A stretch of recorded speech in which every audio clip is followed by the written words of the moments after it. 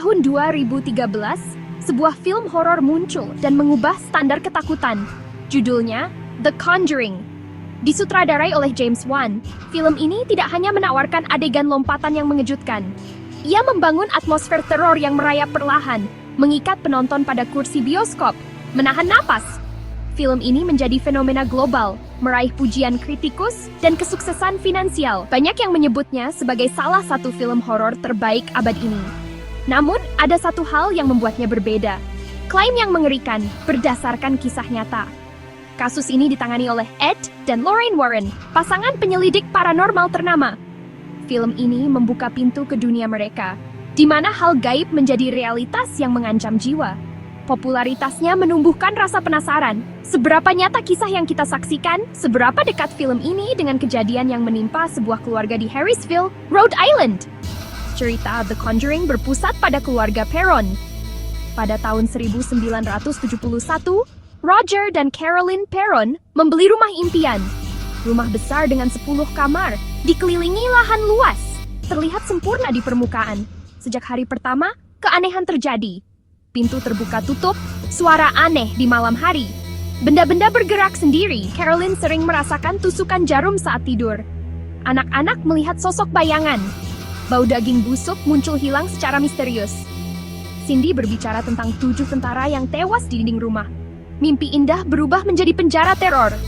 Mereka sadar ini bukan sekadar rumah berhantu. Menurut Andrea Perron, banyak roh tinggal di sana, tetapi yang paling kejam adalah arwah Bathsheba Sherman. Konon, ia mengorbankan bayinya dan mengutuk siapapun yang mengambil tanahnya. Keluarga Perron pun bertahan dalam siksaan selama bertahun-tahun. Siapakah Ed dan Lorraine Warren?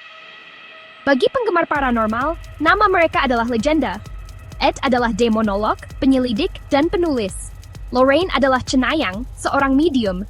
Bersama, mereka mendirikan New England Society for Psychic Research dan menyelidiki fenomena gaib.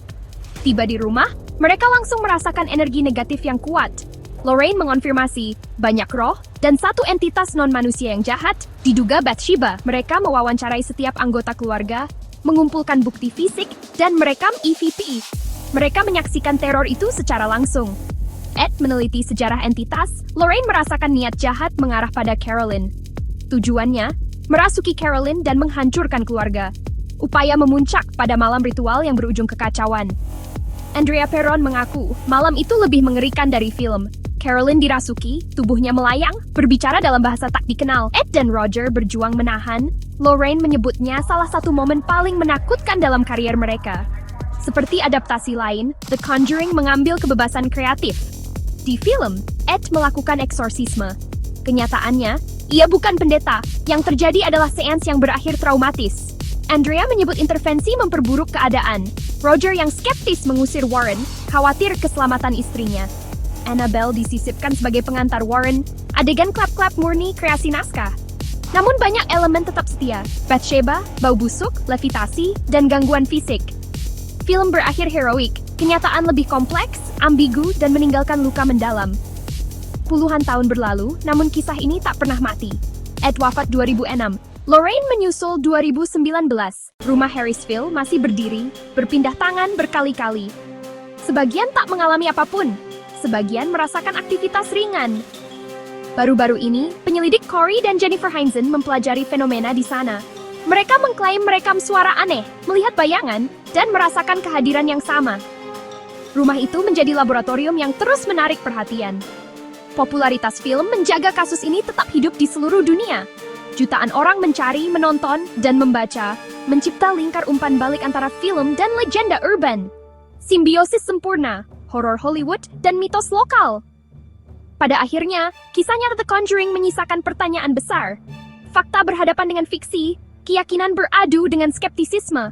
Apakah kita percaya pada kesaksian keluarga Perron dan investigasi Warren? Apakah ini bukti dunia lain yang tak terlihat? Atau hanya cerita horor yang diramu sangat baik? Di halaman dan di layar, jawabannya mungkin tak pernah pasti. Dan mungkin, di sanalah keran sejati bersemayam, yang abadi.